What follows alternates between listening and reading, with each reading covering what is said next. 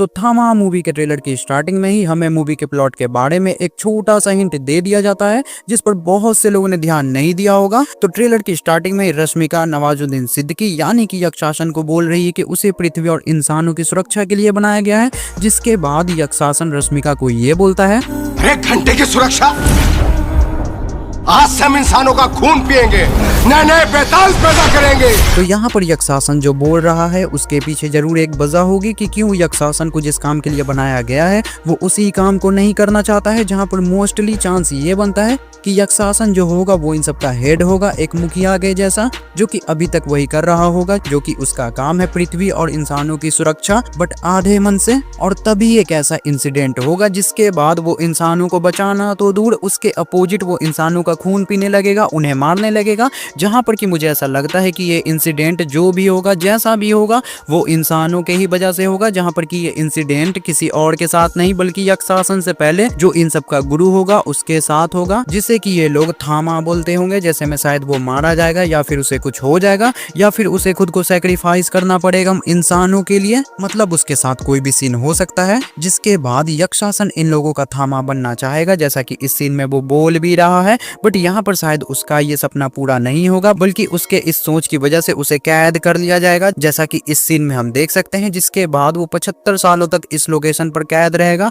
जब तक कि कोई उसे यहाँ से रिहा नहीं कराएगा। जो कि कौन होगा वो भी मैं आपको बताऊंगा, बट वीडियो में थोड़ा आगे। तो कुल मिलाकर इस मूवी की पूरी कहानी इसी के अराउंड घूमने वाली है कि यक्षासन को थामा बनना होगा और इंसानों पर रूल करना होगा, जिसे रोकने के लिए उसे कैद कर लिया जाएगा। जिसके 75 साल बाद जब वो एक बार फिर से रिहा हो जाएगा, तब वो एक बार फिर से हर किसी के लिए सरदर्द बन जाएगा, जो कि पूरी इंसानियत का ही खात्मा करना चाहेगा। बट इस बार उसकी इस सोच की वजह से उसे कैद नहीं किया जाएगा, बल्कि इस बार वो शायद मारा जाएगा, वो भी आलोक के हाथों। जिसके बाद मूवी के एंडिंग में शायद ऐसा भी हो सकता है कि आलोक ही इन लोगों का थामा बनेगा, और शायद इसीलिए उसे अभी तक में इंसानियत की आखिरी उम्मीद बताया जा रहा था। जहां पर कि ये तो हो गया कि इस मूवी की कहानी, मतलब मूवी की प्लॉट कैसी हो सकती है, हमें चीजों को कैसे कैसे करके दिखाया जा सकता है। अब हम बात कर लेते कि ट्रेलर में हमें क्या क्या देखने को मिल रहा है। तो अगर आप पूरे ट्रेलर को ध्यान से देखेंगे तो मूवी के ट्रेलर में काफी कुछ रिवील कर दिया गया है। जैसे में इस सीन में आलोक ने जो कपड़े पहन रखे हैं, आलोक ने उसी कपड़े को इस सीन में भी पहन रखा है, इस सीन में भी, इस सीन में भी। मतलब जैसा कि मैंने पहले कहा, ये जो आलोक और रश्मिका को ट्रैवल करते हुए दिखाया जा रहा है,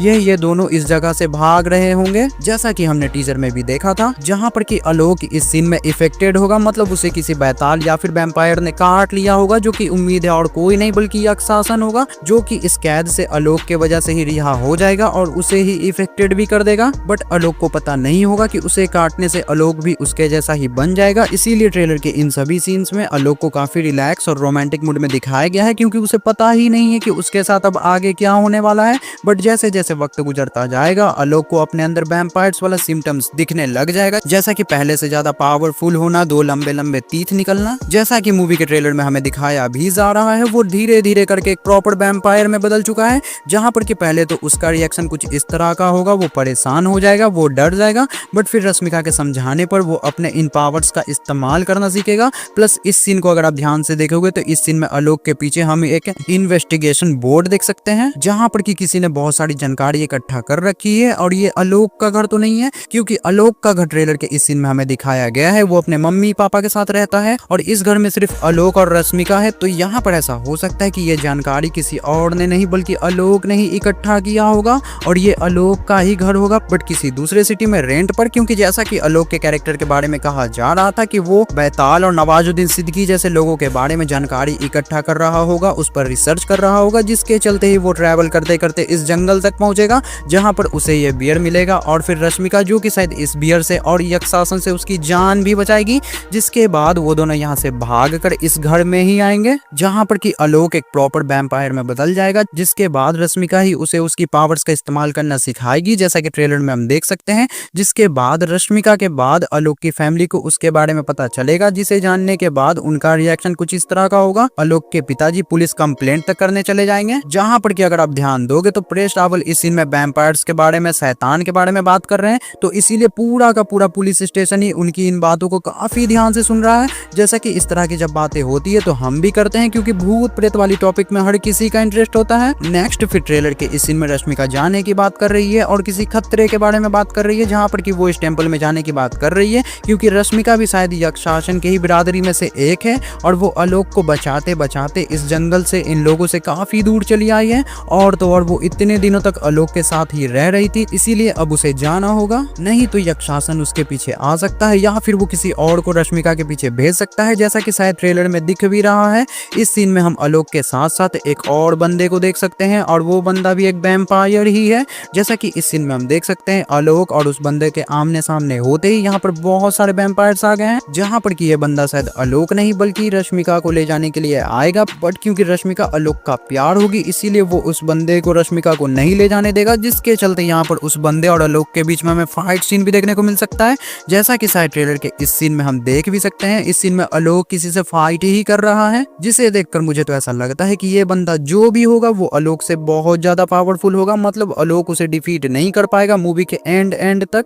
क्योंकि अगर देखा जाए तो आलोक अभी अभी एक वैम्पायर बना है और ये बंदा जो होगा वो वैम्पायर्स के बिरादरी से ही होगा, तो वो आलोक से बेस्ट तो होगा ही, इसीलिए मुझे तो नहीं लगता कि आलोक उसे रोक पाएगा। इसीलिए फिर सवाल तो ये भी आता है कि अगर आलोक इस बंदे को नहीं हरा पाएगा तो फिर इस बंदे को कौन रोकेगा, तो इसका जवाब भी शायद हमें ट्रेलर में ही दे दिया गया है। जी हाँ, आप बिल्कुल सही समझ रहे, कैमियो तो होता ही इसीलिए है ताकि जिस बंदे का कैमियो है वो आपकी हेल्प करे, तो यहाँ पर इस बंदे को हराने के लिए ही शायद भास्कर का कैमियो होगा। और ये जो सीन हमें दिखाया गया है, इस सीन में भास्कर और आलोक आमने सामने नहीं बल्कि वो बंदा और भेड़िया आमने सामने होगा, बट इस सीन को हमें दिखाया ऐसा गया है कि इस सीन में आलोक और भेड़िया के बीच में फाइट होने वाली है, जहाँ पर कि होगा कुछ ऐसा कि आलोक और रश्मिका उस बंदे से तो बच जाएंगे, बट रश्मिका को अपने लोगों के पास लौटना ही होगा, जैसा कि इस सीन में आलोक शायद उसे छोड़ने भी आया है, जहाँ पर कि क्योंकि रश्मिका आलोक की लव इंटरेस्ट होगी, तो यहाँ पर आलोक रश्मिका को अकेले नहीं जाने देगा या वो उसके साथ जाएगा यक्ष शासन के पास, या फिर इस सीन में रश्मिका के जाने के बाद आलोक से रहा नहीं जाएगा और वो रश्मिका के पीछे पीछे यहाँ तक पहुंच जाएगा, जहाँ पर कि यक्ष शासन रश्मिका के साथ कुछ करने वाला होगा, या फिर आलोक को कुछ ऐसा दिखेगा जो कि उसके और रश्मिका के लिए खतरा होगा, इसीलिए इस सीन में वो खुद रश्मिका को बचाने के लिए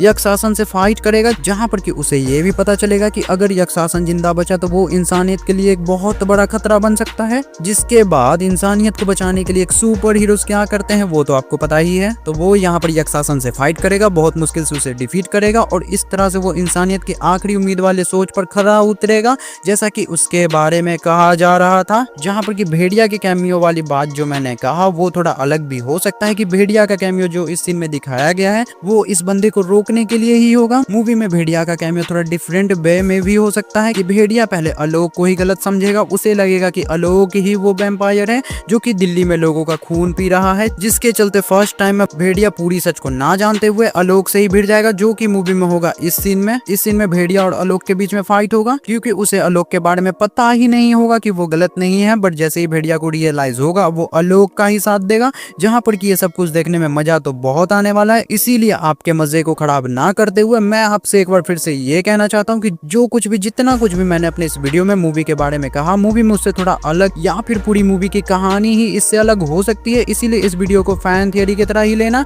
ज्यादा सीरियस मत हो जाना कि मूवी में सब कुछ ऐसा ही होगा। बाकी मूवी आने में ज्यादा दिन बचा नहीं है, तो देखते हैं क्या सही होता है और क्या गलत। इसीलिए तब तक के लिए अगर ये वीडियो पसंद आई हो तो वीडियो को लाइक करें, वीडियो कैसी लगी कमेंट करें, चैनल को सब्सक्राइब करें और देखते रहिए मिस्टर अल्टर।